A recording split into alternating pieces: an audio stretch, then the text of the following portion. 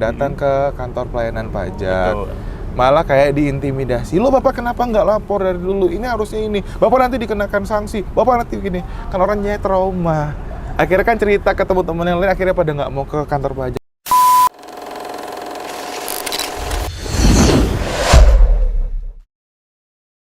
Halo kawan Ricci, balik lagi bersama saya Ricci Wijaya di segmen Rich Talk. Dan kali ini kita bahas mengenai pajak. Nah ini sebenarnya pembahasan yang sangat menarik. Kenapa warga negara Indonesia harus paham mengenai pajak, terutama pajak yang ditetapkan di negara kita. Dan pajak itu bukan pajak jadian atau bukan pajak-pajak yang lain, ya kan? Ini adalah pajak yang diperuntukkan untuk kita, dari kita, untuk kita, oleh kita. Apa bahasa urutannya gimana tuh? Dari, oleh, dan untuk kita, gitu ya. Nah masih bersama Mas Tangguh. Mas Tangguh yang baru merit beberapa bulan lalu. Alhamdulillah. Berapa bulan lalu ya Mas ya? Beberapa bulan lalu. Selamat. Masih fresh from the office. Masih fresh, apanya? Statusnya. Semangatnya. Oh, Jadi Mas Tangguh ini juga backgroundnya masih mahasiswa Trisakti. Kenapa beliau kita invite? Saya cukup terkesima dengan cara public speakingnya. Terus terang ketika ada di kelas komunikasi bisnis yang saya ampu waktu itu. Ya, dan salah satu biang kerok atau perusuh di kelas adalah Mas Tangguh. Oke. Kita lanjut ya teman-teman. Nah tadi sudah dibahas siapa sih yang wajib atau yang dikenakan pajak, atau nanti apa sih yang harusnya dikenakan pajak. Betul. Karena kan kalau bicara apa itu bisa dalam bentuk kegiatan, Betul. bisa dalam bentuk produk, barang dan sebagainya gitu ya Mas Tangguh. Karena pajak itu kalau teman-teman bagi yang tahu, paham, banyak sekali. Penerapan pajak itu nggak cuma ngomongin PPN. Betul. Tidak bicara mengenai pajak penghasilan individu yang dikenakan ketika seseorang mendapatkan penghasilan dari pihak lain. Gitu. Tapi banyak, ada PPh dua-duanya, PPh 23, 24, 25 itu badan. Betul. Terus berapa lagi Mas? PPh 21, 22, 23, 24, 25. Terus? Gitu aja sih. Oh gitu aja. Dan ada pajak-pajak lainnya lah ya. Pajak-pajak lainnya. Ada pajak daerah juga, terkait juga. dengan apa namanya retribusi ya dan lain sebagainya. Itu semua diatur, teman-teman, dan jangan khawatir. Kalau misalnya teman-teman ragu, ya tinggal lapor aja atau bertanya, datangin kantor pajak. Betul. Itu ya Mas ya. Nah, sekarang siapa sih Mas yang sekira tadi kata-kata ada kata-kata PTKP sama PKP. Nah, itu kriterianya apa? Oke. Jadi kita mau membahas mengenai PTKP ya. PTKP itu sendiri adalah penghasilan tidak kena pajak. Nah, apa itu penghasilan tidak kena pajak? Adalah batasan minimal bagi seseorang yang memiliki penghasilan di mana sampai dengan batas itu orang tidak dikenai pajak. Tidak dikenai pajak. Betul. Oke. Nah, intinya batas minimal. Batas minimal. Ya. Tapi kan orang itu punya status beda-beda nih. Betul. Ada yang masih single, ada yang sudah nikah tapi belum punya tanggungan, ada juga yang sudah nikah punya tanggungan. Betul. Nah, jadi untuk PTKP yang saat ini berlaku itu masih merujuk kepada Undang-Undang HPP tahun 2021 kemarin, di mana untuk yang status single masih 54 juta atau 4,5 juta dalam 1 bulan. 1 bulan. Itu untuk yang single atau orang pribadi. Jadi kalau dia punya penghasilan 4,5, maka dia tidak kena potong pajak. Betul. Tapi kalau hasilnya 4,8, berarti 300-nya kena pajak. Betul. Bukan 48-nya dikenakan pajak. Bukan. Selisihnya kan? Selisihnya. Nah, ini kita bahas tapi nanti aja bahasnya. Oke. Lalu yang kedua tadi, kan kalau kawin, kawinnya ada sampai berapa tuh? Kalau belum nikah atau single kan singkatannya TK kalau nggak salah. TK. Tidak kawin. Tidak kawin. Harusnya BK. Belum kawin ya? Iya, kalau tidak kawin berarti mendoakan mereka nggak kawin. Ya, memang ini sebenarnya istilah yang sudah terlanjur digunakan saja sih. Nah, untuk yang status kawin itu adalah tambahan 4,5 juta. Tambahan 4,5 juta. Jadi misal sudah kawin, namun belum memiliki tanggungan anak, kemudian istrinya tidak bekerja, berarti kan masih kawin tanggungan 0. Kawin tanggungannya 0. Tapi kalau istrinya bekerja? Kalau istrinya bekerja kemudian disatukan, itu beda lagi, ada istilahnya kawin istri. Nah, untuk kawin untuk TK tadi kan 54 juta, untuk istri juga 54 juta, untuk status kawin 4,5 juta. Jadi totalnya 54 tambah 54 tambah 4,5 gitu. Oke. Dan untuk setiap tanggungan apabila memiliki anak adalah 4,5 juta lagi. Gitu. 4,5 itu per bulan atau 1 tahun? Per bulan, sorry. Per bulan. Ya. Kalau 1 tahun maaf, ini untuk yang ini ya, tanggungan ya. Untuk tanggungan per tahun. Per tahun 4,5 tambahannya kan? 4,5 tambahan. Nanti teman-teman bisa lihat tuh ada kok ini ketentuannya ya. Ada. Jadi kalau TK itu PTKP-nya berapa, Betul. terus nanti K0 berapa, K1, Betul. K2, K2, K3. K3. Maksimal 3. Oh, maksimal 3. Iya. Jadi kalau 4, Tidak dihitung. 5, 6, Tidak dihitung. kalau istrinya lebih dari 1, Tidak dihitung.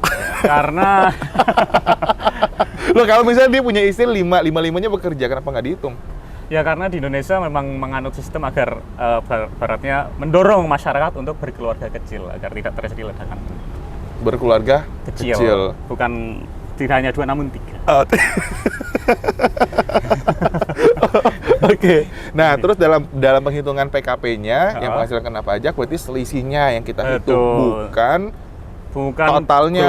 Gelondongan awal penghasilan misal 5 juta langsung kena 5-5-nya ya 5 jutanya ya. Berarti selisihnya ya dikurangi Selisihnya PTKP-nya dulu gitu. dong. Nah, itu kalau kita ngomong penghasilan. Iya. Apalagi sih yang dikenakan pajak selain orang? Selain orang kalau bisa kita mapping ya. Di sini kan pajak ada pajak pusat dan pajak daerah. Pajak pusat itu yang mengelola Direktorat Jenderal Pajak dan pajak daerah yang mengelola provinsi dan kota serta kabupaten. Iya. Untuk pajak pusat itu adalah ada PPH, PPN, PPNBM, Bea Materai dan PPB. PPB sektor perhutanan, perkebunan dan pertambangan. Kalau PPB untuk perumahan Rumah itu masuk ke daerah. Daerah. Ya, jadi tiap Oke. daerah masing-masing Oke. sendiri-sendiri. Jadi tadi PPH itu memang dikenakan atas penghasilannya, itu melekat ke subjek pajaknya, ke orang yang menerima penghasilan. dengan aktivitas apa saja Dengan gitu ya. aktivitas apa saja. Jadi semua tambahan penghasilan itu harusnya masuk ke dalam ranah PPH. Harusnya masuk, harusnya lapor. Dan harusnya lapor. Namun karena saking banyaknya, begitu banyaknya macam-macam pekerjaan, kemudian semua pekerjaan juga belum tentu besar gitu mungkin. Akhirnya ya memang karena keterbatasan memang baratnya yang tercatat baru yang sudah mudah lah. Misal seperti pekerjaan-pekerjaan petani, mohon maaf itu kan kalau tidak ada inisiatif sendiri itu juga kita agak susah, teman. Karena itu kan benar-benar dari Betul. inisiatif. Tapi ada satu masalah nih, Mas. Mungkin bisa sama-sama kita coba nanti cari tahu solusinya seperti apa. Ya. Tidak semua masyarakat Indonesia itu paham bagaimana cara untuk mengelola keuangan ataupun menghitung, melakukan proses pembukuan dan dilaporkan. Betul. Bener kan? Betul. Karena juga mereka yang tipikalnya masyarakat Indonesia kita lihat deh dari proses fase pembelajarannya pun untuk sekarang masih banyak yang literasi keuangannya itu sangat kecil sekali. Betul. Nah, sehingga ketika dia mau melapor nih, apa yang mau dia lapor? Sementara dia nggak punya catatan, transaksinya masih transaksi ya ibarat kata sesama kenal ya udahlah cincai, ibarat kata kan udah nggak perlulah bukti-bukti. Nah, bagaimana untuk pembuktian itu? Sekiranya ada nggak sih metode yang simple yang orang bisa yaudah pokoknya hitung aja deh kasarnya 50 juta setahun, udah dilaporkan.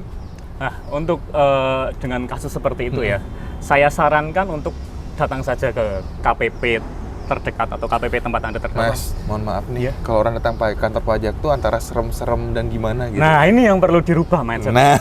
Perlu dirubah ini.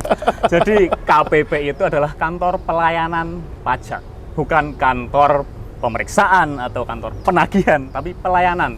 Jadi di situ kita melayani ketika Anda belum paham mengenai pajak, silakan datang ke KPP. Di KPP nanti ada namanya account representatif. Nah, itu adalah orang yang bertugas untuk mengawasi dan juga memberikan edukasi terhadap wajib pajaknya. Nah, di situ tinggal datang ke KPP, temui dan bagaimana saya harus melaporkan penghasilan saya. Ceritakan saja sebenarnya yang terjadi karena Direktorat Jenderal Pajak seperti tadi memiliki asas kepastian hukum. Jadi dalam memungut pajak kita tidak semena-mena. Pasti ada aturan dasar hukum yang kita pakai dan dasar hukum di Indonesia untuk saat ini sangat baik di mana untuk masyarakat rendah kita lindungi itu dapat tercermin dari berlakunya Undang-Undang HPP kemarin ya Pak, di mana batasan terendah yang semula dari 0 sampai 50 juta untuk tarif 5%. Itu juga ada perubahan ada perubahan menjadi 60. Itu adalah 60. bukti nyata ya bagaimana pemerintah memperhatikan masyarakat kecil. Oke, padahal target pajak terus meningkat tetapi untuk kebijakan malah ada ibarat kata yang masyarakat menengah ke bawah tidak dipaksakan. Betul. Begitu ya. Nah, ada nggak jaminan? Ini supaya nanti teman-teman pada tahu kalau misalnya seandainya datang ke kantor pelayanan pajak, Betul. malah kayak diintimidasi. Lo Bapak kenapa nggak lapor dari dulu? Ini harusnya ini. Bapak nanti dikenakan sanksi. Bapak nanti gini. Kan orangnya trauma. Akhirnya kan cerita ke teman-teman yang lain, akhirnya pada nggak mau ke kantor pajak. Kalau ada kasus seperti itu, apa yang harus dilakukan? Nah, karena itu sebelum datang ke kantor pelayanan pajak, alangkah baiknya untuk minimal tahu sedikit. Nggak apa-apa, belum tahu semuanya, minimal tahu sedikit. Misal untuk Anda yang memiliki usaha, baratnya peraturan-peraturan atau kewajiban perpajakannya seperti apa. Jadi tidak serta-merta bisa manut-manut saja ya. Sebagai wajib pajak juga memiliki hak untuk membela atau hak untuk berpendapat. Namun demikian bisa saya pastikan bahwasanya tidak ada kasus-kasus seperti itu nggak ada ya, Pak? Itu seperti itu biasanya hanya muncul karena asumsi sendiri. Ya. Bahasa yang logat. Iya, kan? padahal kami sudah dengan baik, dengan pelan-pelan, namun karena seakan-akan wah udah Kok dari dicecar? masuk aja udah Iya. wah keringat dingin nih, mau diapain saya gitu kan. Akhirnya ya muncul asumsi-asumsi atau overthinking gitu. Betul. Seperti itu. Oke, jadi teman-teman jangan takut ya untuk datang ke kantor pajak, minimal tuh tahu. Dan ini ada peluang bisnis sebenarnya. Jadi bagi teman-teman yang sudah menguasai ilmu pajak, bisa loh untuk buka jadi kantor konsultan pajak. Betul Bantu sekali. masyarakat kita untuk memahami, atau kalau mereka nggak mau dibantu untuk memahami, minimal kalian membantu untuk memproses bagaimana pelaporan pajak dari masyarakat kita yang belum dan bahkan tidak mau tahu bagaimana prosesnya. Karena ada orang cenderungnya, ngapain lagi saya ngurus pajak? Saya mau mikirin bisnisnya aja. Ya udah, serahkanlah ke konsultan pajaknya. Betul. Gitu ya, Mas ya. Betul. Nah, tapi tadi kan dibagi jadi dua nih perihal mengenai pajaknya. Iya. Ada dari pusat sama daerah. Bagaimana peruntukan dan pengalokasian dari hasil pajak tersebut? Iya. Apakah misalnya gini, kalau pajaknya dari pemerintah pusat, oh itu alokasinya untuk Pemerintah pusat. pusat saja. Iya. Oh. Jadi di daerah nggak akan dapat alokasi untuk dana pajak ini. Oh. Nah, kalau misalnya dari daerah, Mm-mm. tetap harus setor ke pusat. Oh. Tolong dijelaskan, Mas. Oke, baik. Jadi untuk mengenai masalah pembagian alokasi pajak itu sendiri ya Pak, itu memang pajak pusat tidak hanya untuk pusat saja.